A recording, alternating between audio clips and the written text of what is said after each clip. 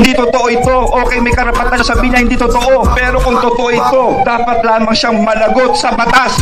Protektado ka sa bawat hakbang. Bayan nating mahal, aking ipaglalaban. Protektado ka sa lahat ng laban. Tayo'y magwawagi sa kinabukasan. Tandaan natin na ang basihan ng demokrasya ay ang hustisya, basihan ng hustisya ay ang batas. Protektado ka sa bawat hakbang.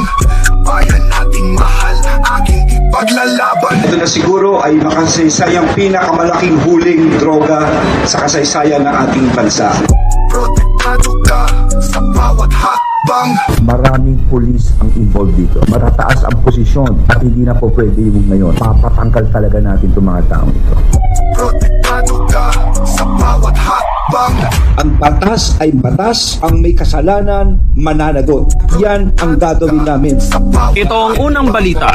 James Agustin para sa GMA Integrated News.